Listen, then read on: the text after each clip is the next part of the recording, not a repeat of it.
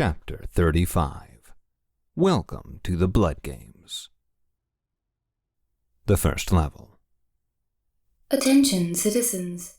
As you are aware, Hellscape is temporarily on lockdown, pending the capture of the entity called Krynan Jameso. We understand this continues to be a concern to those of you who have no way of logging out. We are also aware of the condition that many of you are experiencing, where your player status has been revoked and you are temporarily unable to protect yourselves. We assure you, solutions will be provided quickly. Until that time, we encourage all citizens afflicted with this condition to find the nearest game master so that you can be properly identified and protected. Furthermore, we declare that a bounty has been placed upon the head of Krynan Jameso. We will issue a 1,000 shared reward to any who deliver Krynan Jameso to a game master. New players, we encourage you not to engage Krynan Jameso, as he is armed and dangerous. For the rest of you, it has been reported that he is currently in the first level. We are working diligently to provide you all more information on his whereabouts so that we can end this lockdown as quickly as possible. Remember, everyone, Durana is with you, and the Emperor Cedro commends you for your bravery. The message ended and Krynan snorted. So, they're sending the entire Hells after me. He smiled and cracked his knuckles. Should be easy enough to get to where we need to go then. Saginius has encrypted your character information, Dolly said to him. Govia, cannot accurately track your exact location. We only know which level you're on as players report you. Apparently the person you blasted earlier reported you for PvP.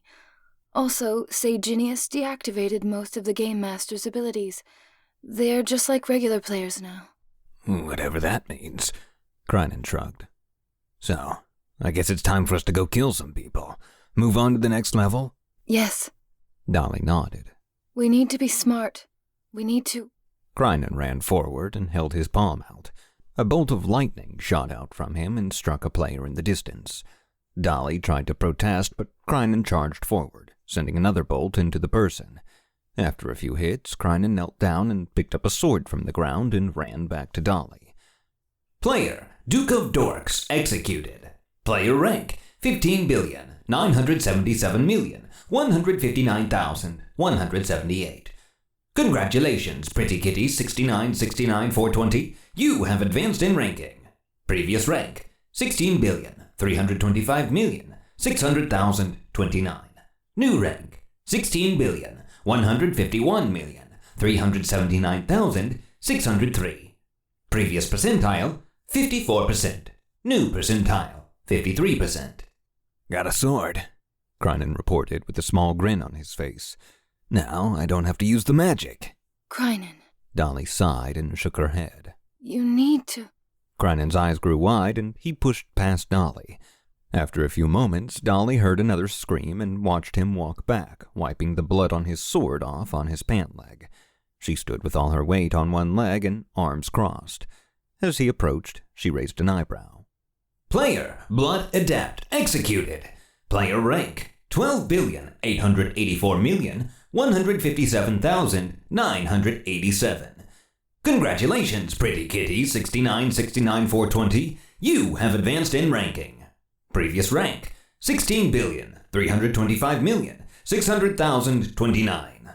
New rank, 14,517,768,795. Previous percentile, 53%. New percentile, 48%. New percentile achieved. Congratulations, you are showing your true power. Your buffs have been modified. Cosmetic items unlocked. See your wardrobe for more details. Congratulations, you have crossed the threshold of the 50th percentile and into the 40s. New ability bending. That was a good one, Krynan said after the voice in his head silenced. Are you going to listen to me? Dolly asked. Probably not, Krynan shrugged. I'm ready to get out of here. Fine, Dolly said. She vanished from his view, Krynen heard a cacophony of screams in the distance, and then suddenly she was in front of him again. She smiled and tilted her head as a swirling blue portal opened up in front of her. That's the second level. As it stands, I believe I am winning. Hold the fuck up, Krynen said. He wrinkled his face and stepped in front of the portal.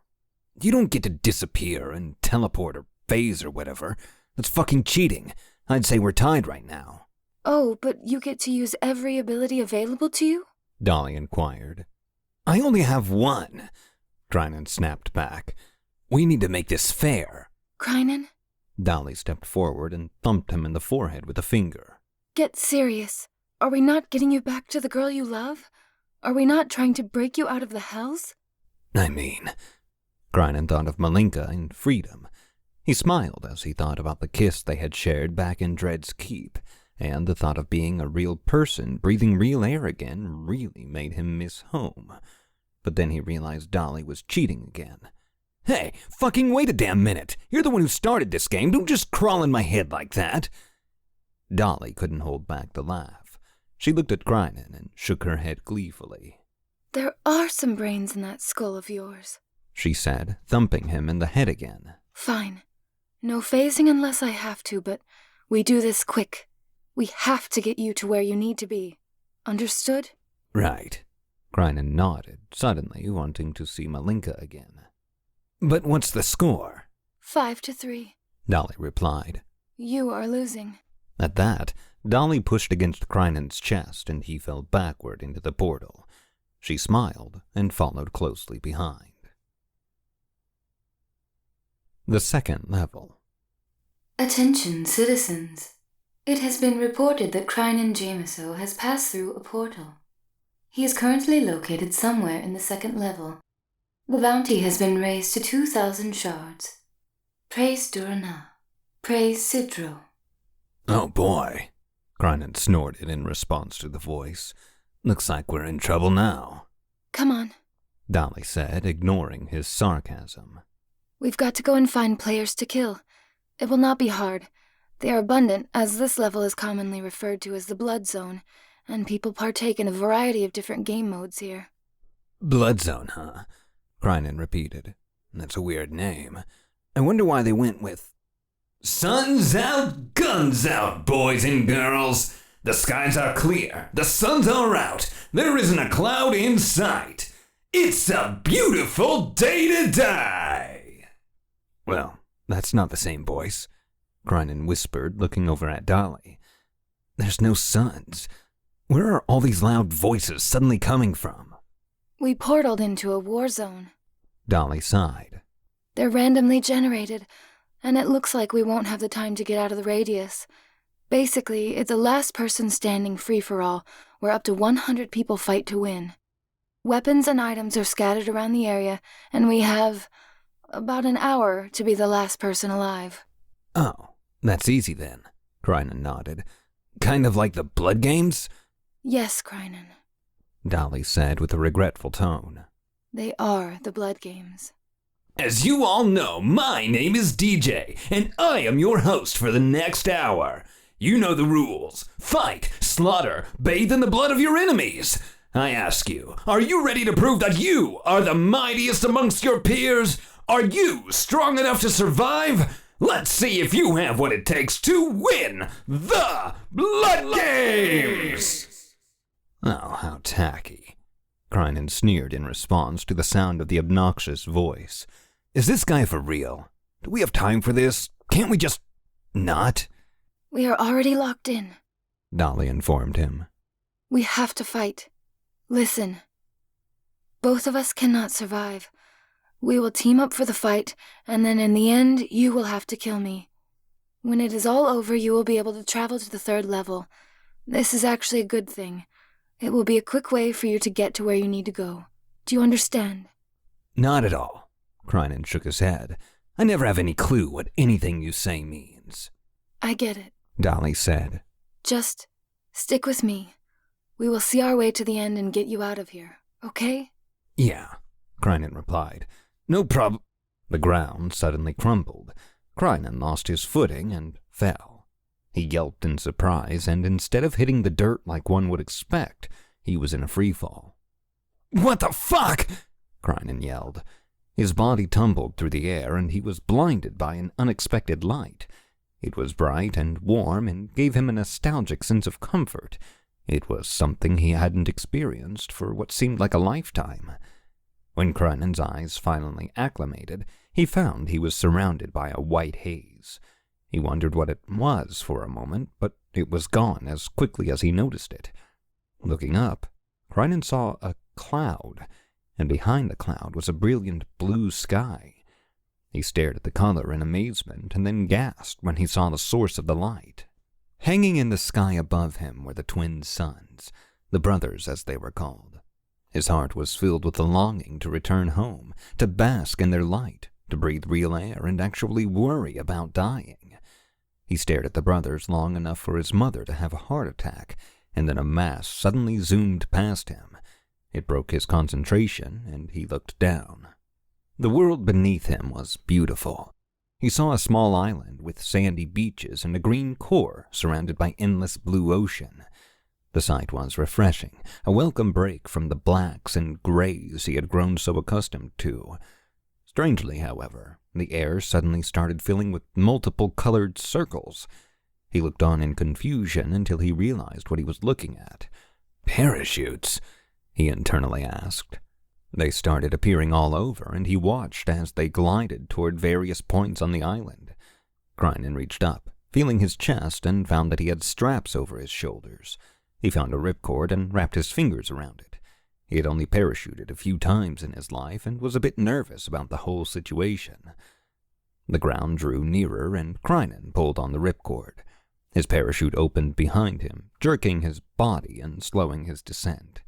He watched the other 99 participants of this sudden and unexpected death match navigate to their landing spots, and he found a clearing amid the woods nearby and aimed himself for it. A few minutes later, Krynen's feet hit the grass and he crashed into the ground. His parachute collapsed on top of him and he struggled to remove it. He fought with the canvas for a few moments before finally emerging and turning toward the tree line.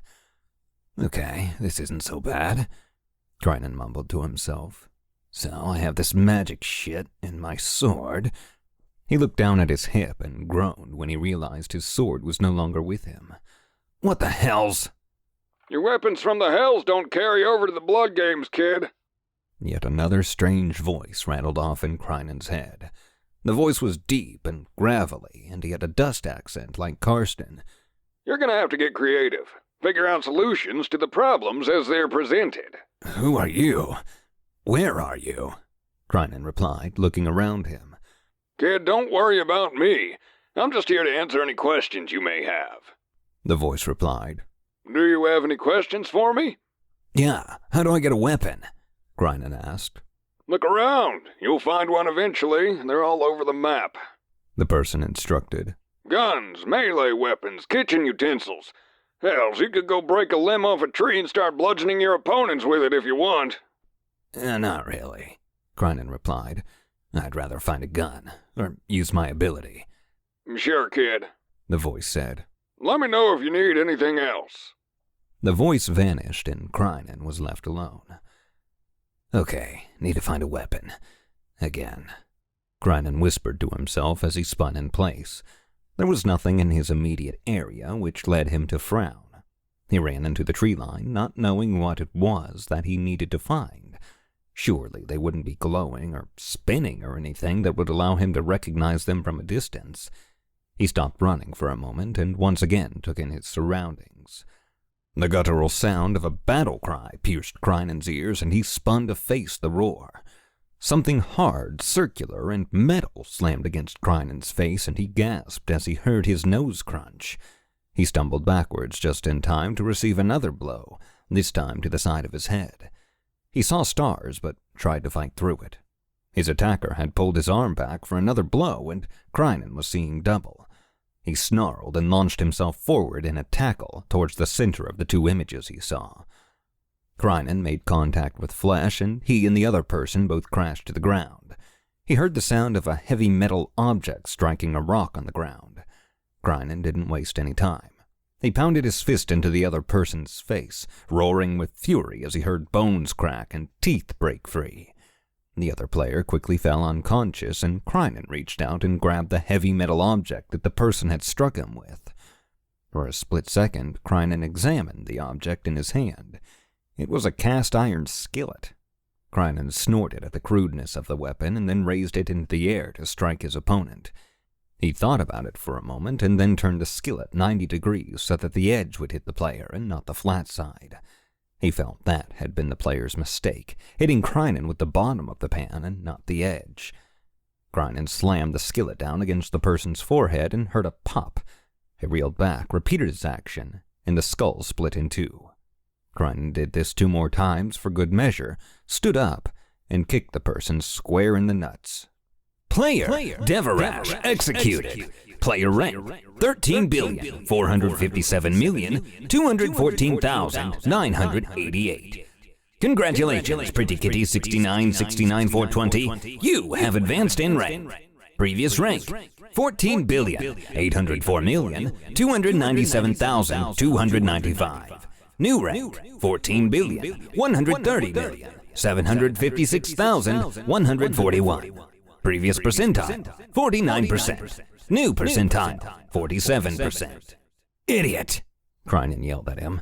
He spit a glob of blood out on the corpse and sighed when he realized his weapon was a fucking pan. Whoever the voice was that had reached out to him hadn't lied. Kitchen utensils were viable weapons. Sighing, Krynen turned toward the trees and ventured further into the forest to find more people to kill, but not before he heard the announcer's voice again. 20 dead already! This is going to be a quick round. The hellfire has been ignited and will be closing in. Keep your eyes on your maps so that you don't get immolated. 80 players remain. Go get 'em, boys and girls!